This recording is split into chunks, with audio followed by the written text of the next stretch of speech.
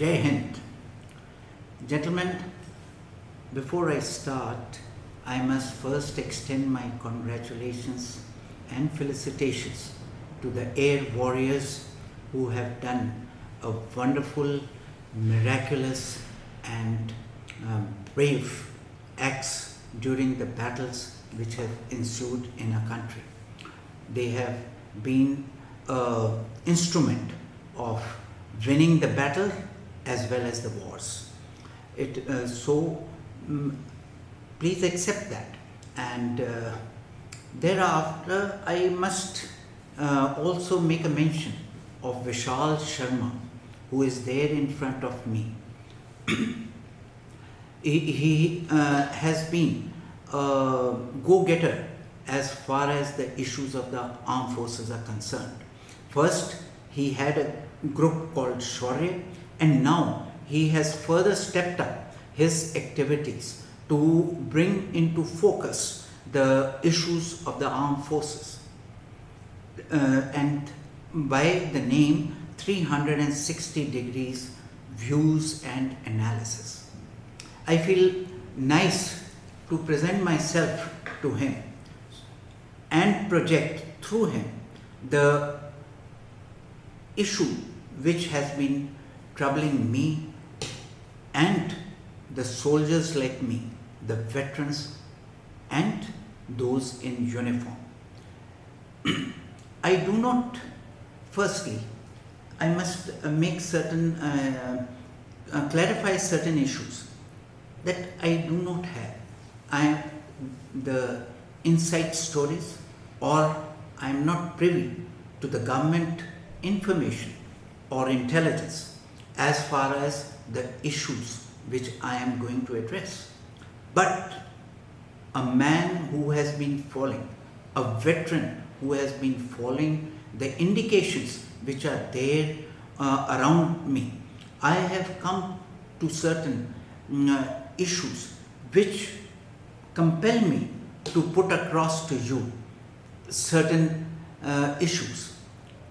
I want to be a critique, a constructive critique of the government. I am no different from the government, but at times it is necessary that certain issues need to be highlighted. What has made me present myself in front of the camera and voice my issue were twofold. One was the issue of Agnipath and Agniveer, and also the issue of shedding the colonial baggage. These issues have been troubling me because it has certain background, and the word which got coined in my mind was tinkering the armed forces. So it needs a certain analysis. As far as now, I'll go to the issue of Agniveer. The Agniveer was an announcement which was a total surprise. The surprise element gets 100% marks, but whereas the scheme as such needed a lot of considerations, even though this particular scheme might have been studied in the army hierarchy or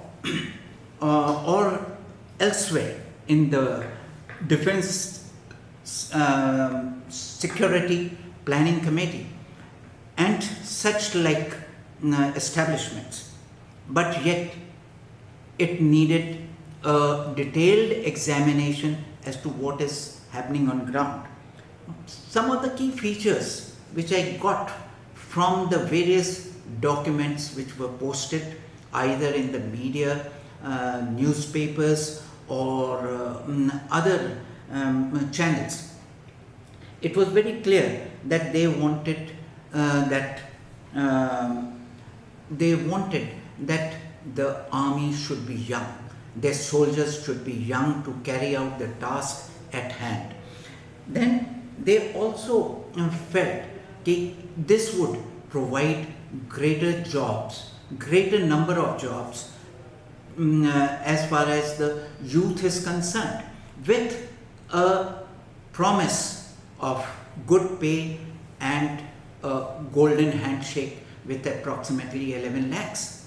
And also, also the Agniveers are being promised that they can get a job outside in other organizations which will be kept reserved for them. Then they also had planned that 25% of the Agniveers will be absorbed permanently, and 75%, as envisaged, can find a job in the other organizations which have been kept reserved for them, or they have been listed for them. So this were some of the key features which had motivated the government.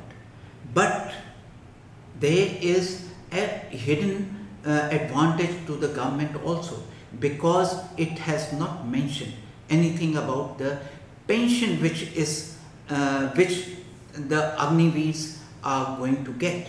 So that is obvious that pension, as far as they are concerned, is out. Now, if you see that this particular structure of the organization, we might have picked it up from other countries, but most of the countries which are following this Agniveer system are smaller.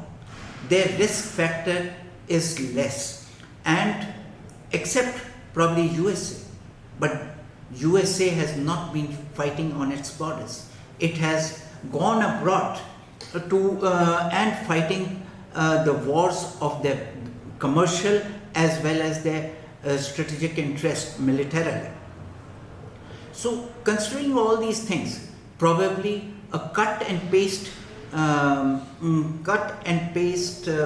effort or a solution of Agniveers is not the answer as far as India is concerned. I must emphasize here that as far as this particular pattern is concerned, this particular solution of cut and paste is concerned is not relevant in Indian context.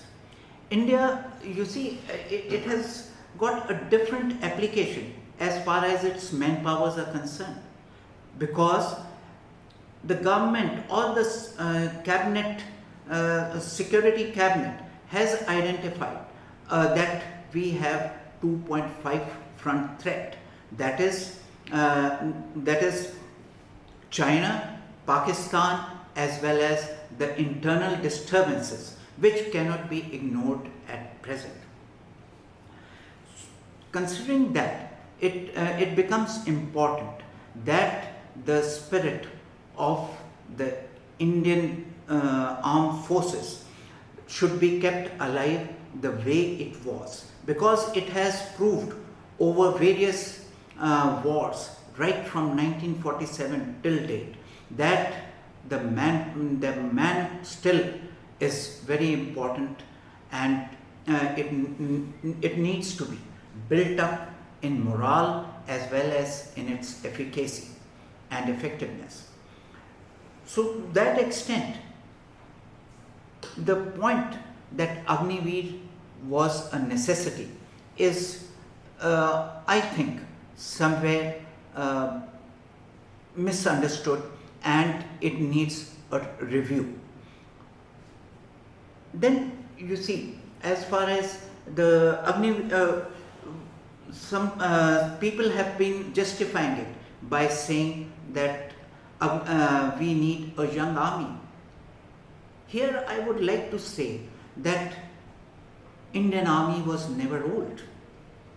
It had never felt that the Jawans will not be able to reach the Tiger Hill or the Tolang or Haji Pir Pass. So to that extent, again, you see, it is again a misinformation that we need a young army. if at all we had increased their retirement age, that was because of our shortcomings, which could have been made up by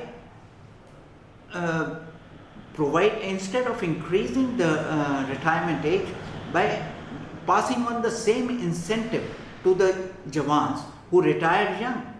That would have itself been an attraction for the young Jawans who were to come subsequently, the new recruits. And that is how probably the process of recruitment, service conditions, their incentives should have been progressed and could have been carried forward. But the substituting it like that gave an impression as if government is looking for something else.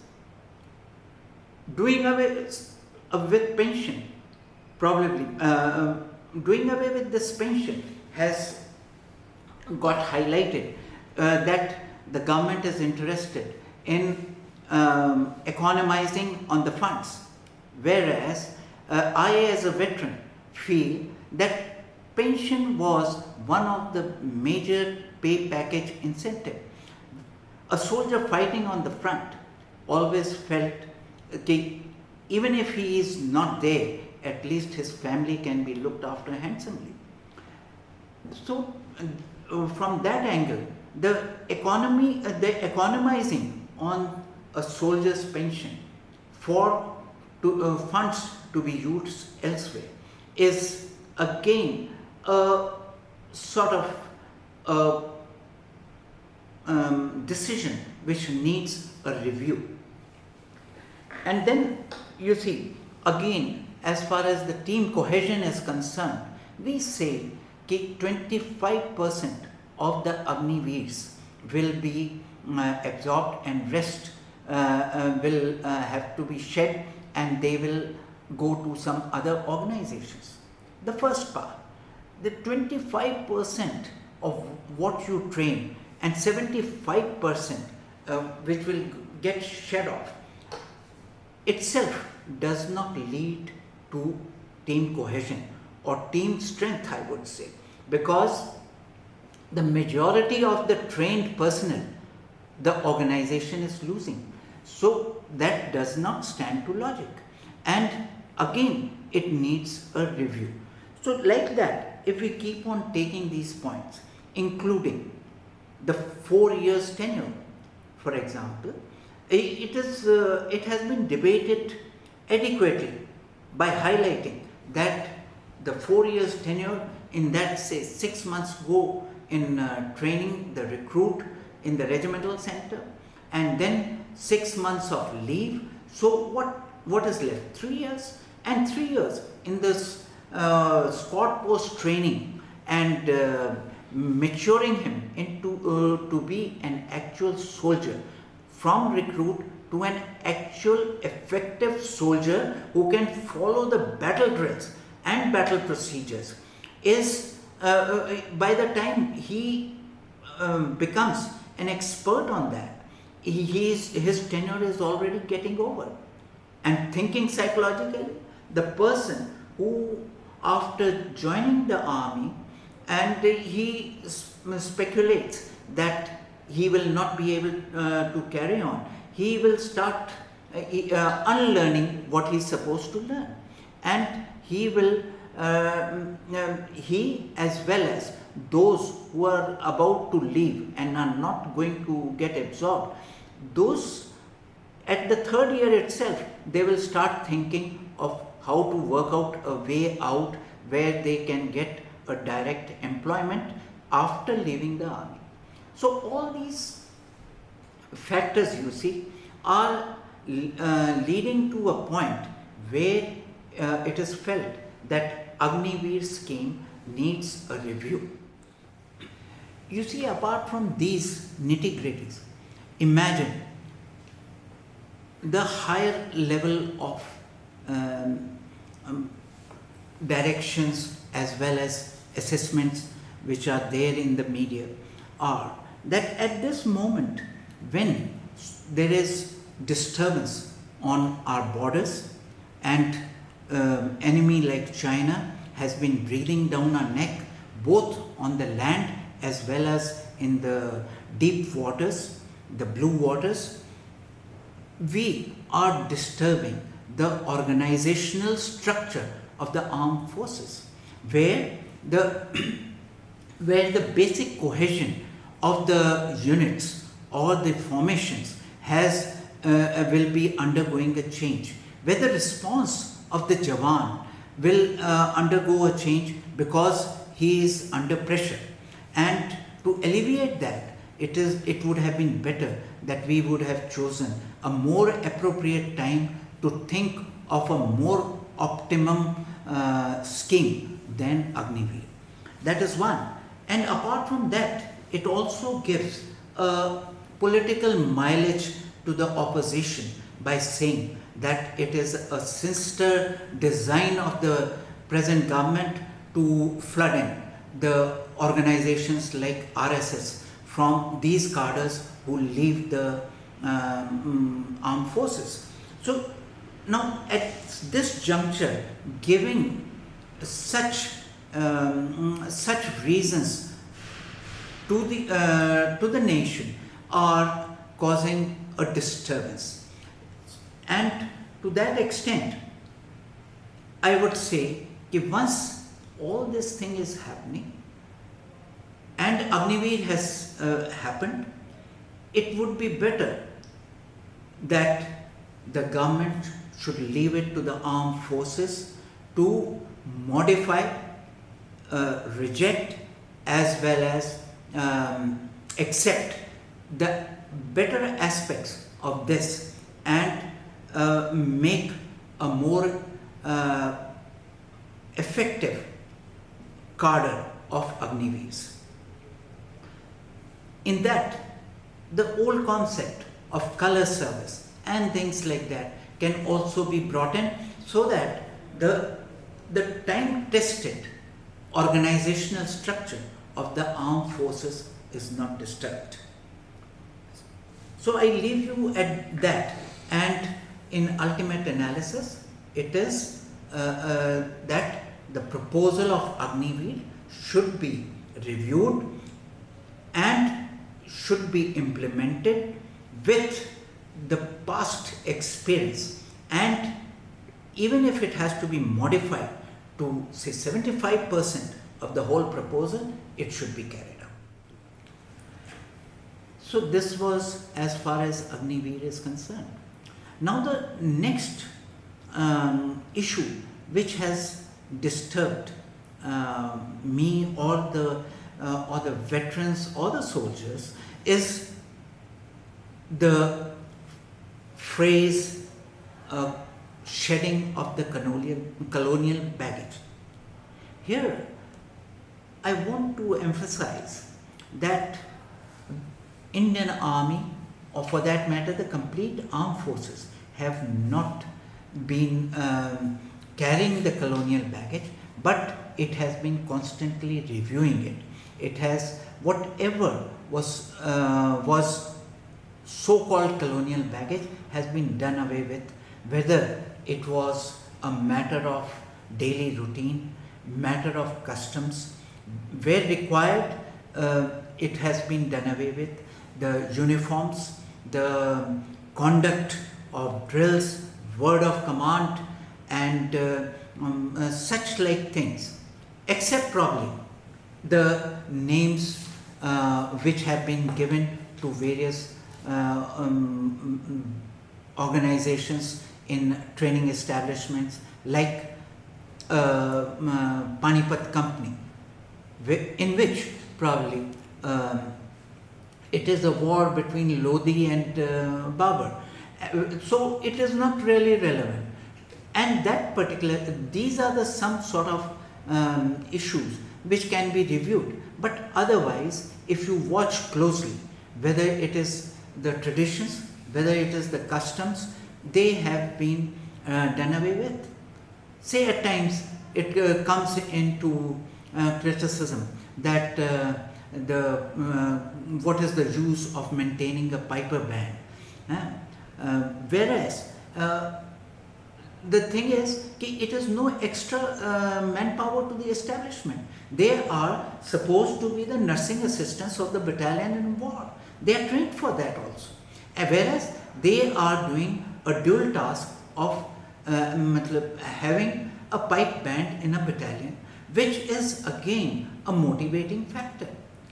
But any tradition relating to this of the British time, that waking up the commanding officer with a pipe band early in the morning, those have been done away with. The things have got simplified, and to that extent, one can never say that we are carrying on with the colonial baggage.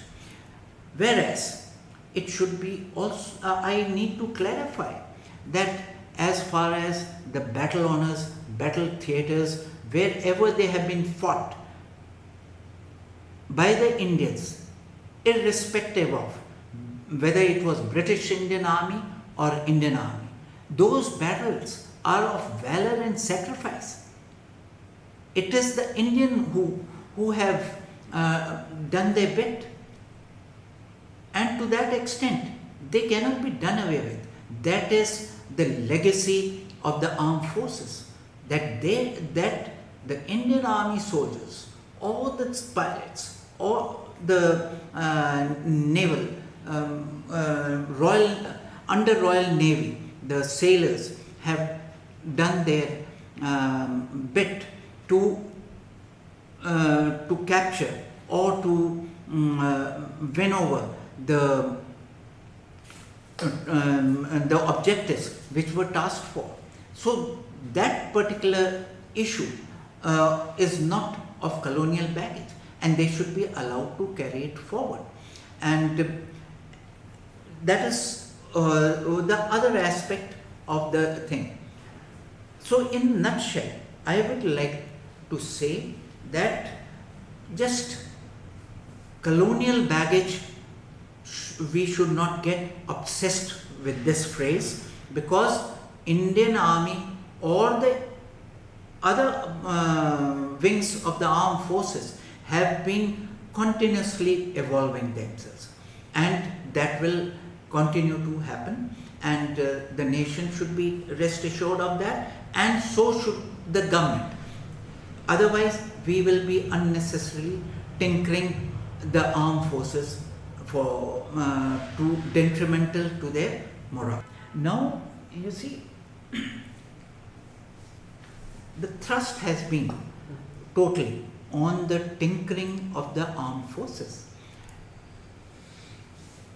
While I am criticizing in the form of the phrase tinkering or the word tinkering, it is important to note that I am aware that the government has taken charge of the neglect of the armed forces as far as the advanced weapons are concerned, advanced technology is concerned, or strategizing the complete acquisition of the weaponry and the equipment which is required for the armed forces in different terrains, different weathers, and in different situations. But in that, so many things are being done that I am aware that the government has approved a proposal of acquisition worth 28,000 crores. It is a no mean indication that government is serious about it. They have been have identified the critical shortages. I remember that even life jackets were, bulletproof jackets were in short supply, or they were available in negligible numbers. But now a stage has come that government has taken the decision and they have improved its adequate supply. They have gone in for Rafale. The issue is that whether it was previous government or the new government who has affected this, it is clear, it is quite clear that in previous governments the issue was being pended and not accorded priority. Whereas in this case, the government has accorded priority and they were able to procure 36 Rafales at the time when Galwan crisis was brewing up, and it had a detrimental effect on our enemy, that is the Chinese. And along with that, we have procured Chinook as well as Apache. But as the list is fairly long and encouraging, that government has shown interest to improve the effectiveness of the armed forces. It is very much in line with the geopolitical situation which is prevailing in the world and on our borders and beyond. It is, as I said earlier, that we have got 9 neighbors, 22,000 kilometers of coastline with 15,000 of landline border and 7,000 of coastal borders. In that, it is important that India should project itself as a big brother who can ward off the enemy who is breathing on their neck as well as threatening our status as far as the line of actual control is concerned. So to that extent, it is very much in line. But what is the, yes, I must also mention the decision making now is rather up to the mark, and the procurement also will be, I am hopeful that the procurement also will carry on with the same momentum. But while I appreciate this, I am concerned, or I am rather skeptical. The funding, probably, the government is giving me a feeling that they are trying to economize by bringing in Agnipath and saving pensions, and also the curtailment of other facilities has been a thought process or in plans for cost cutting and funding such projects which are capital, which involve capital investment. So that particular point is a matter which is causing tinkering, whether it is in medical facilities, whether it is in disability pension. At some stage, it was almost on the cards that disability pension will become taxable. But it was very disturbing. And you can imagine a person who is retired, who has lost a limb, has got disability pension, and suddenly you want to announce at his late stage of his existence that your disability pension will be taxed. It is definitely, it affects the morale. Whether it is of a veteran, it has got reflection on the serving soldier of today also. So to that extent, these reforms have been not taken have not been caused judiciously. The reforms in cantonment boards, then even casting aspersions on the existence of unit messes. Then also, I would once again, I will also like to add that even the ECHS scheme for the veterans has been rather meager with allocation of resources, thereby the polyclinics being void of medicines. It is, however, the positive side is that certain graduated responses have been coming from the government that they are improving it, improving the services of the ECHS through referrals in hospitals in which the treatment can be obtained. While it is positive, I want to emphasize that this shows that there is some hitch in dispersing the benefits to the armed forces. It is, it gives an indication that the government is hesitant of doling out of emoluments, perks, as if it is of diminishing returns.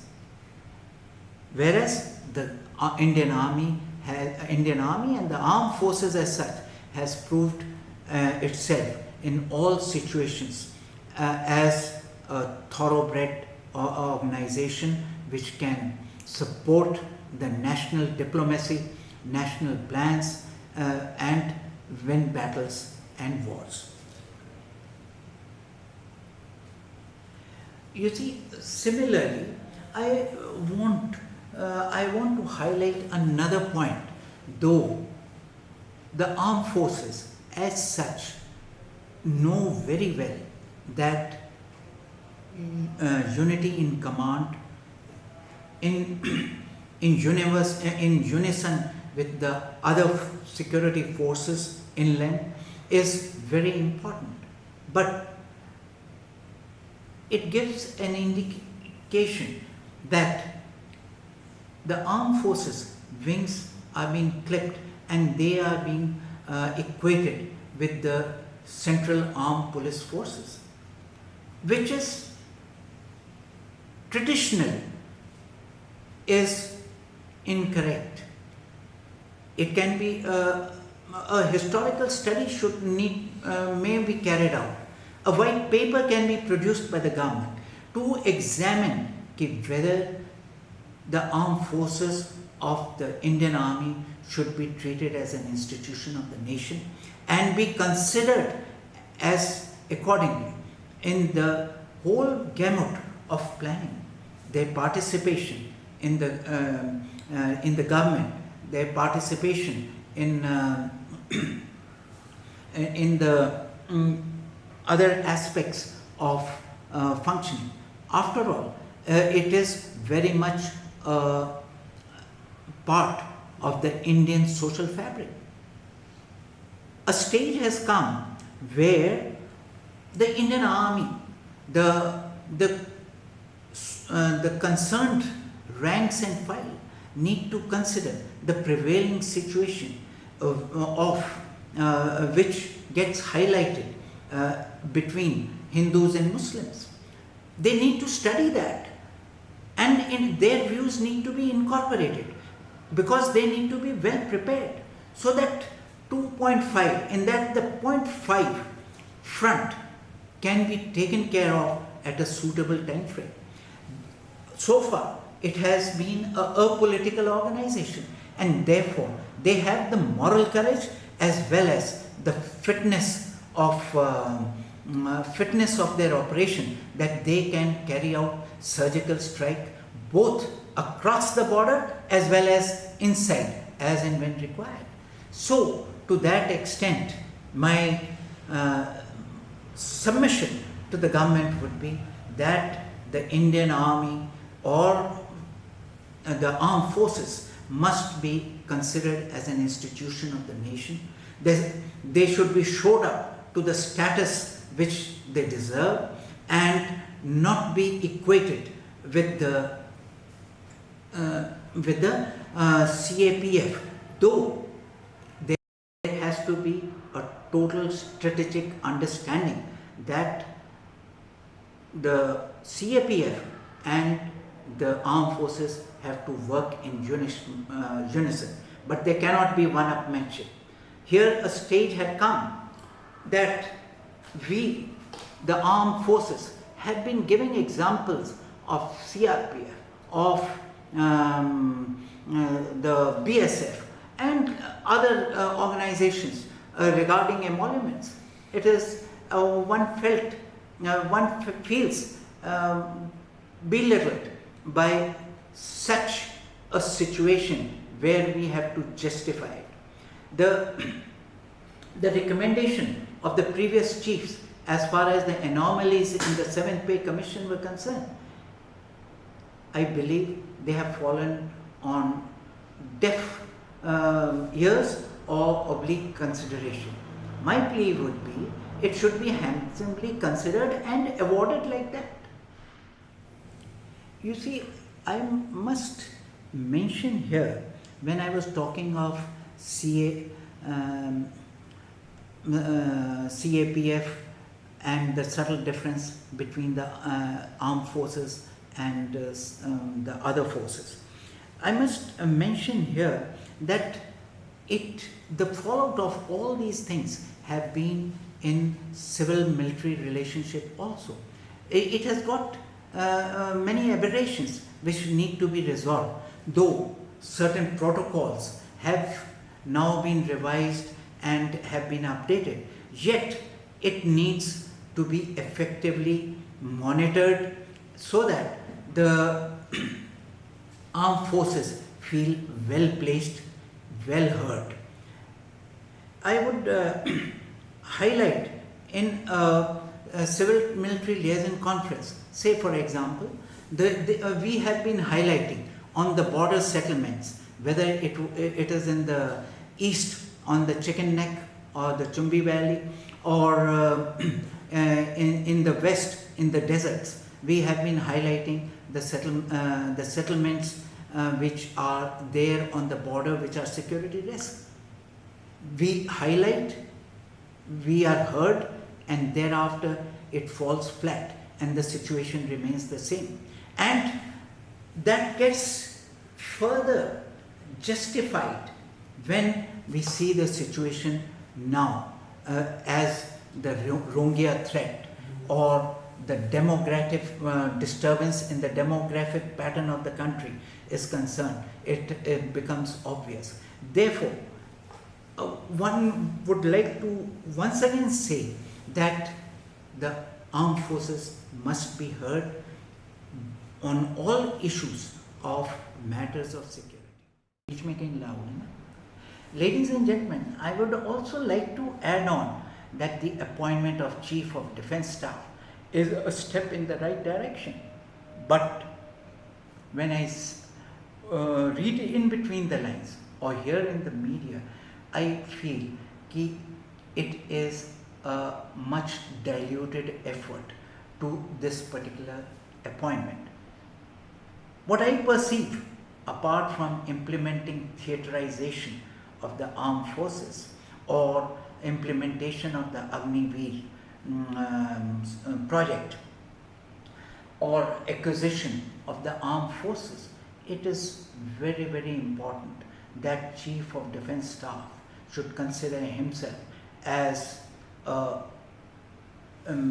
senior-most officer who is the think tank of the armed forces and the nation, and should be heard accordingly. He should be empowered with staff to carry out such analysis and should be able to do it. Why not?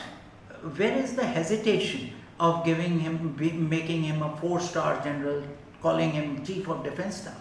Why not? He can be a 5-star general also, the senior most, and he should be placed accordingly.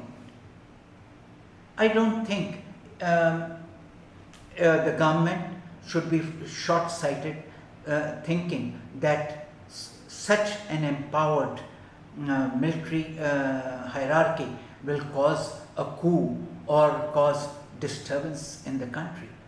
It has got, the country has got all the mechanisms to keep a check on the Chief of Defence Staff. So it needs a further elaboration where probably I think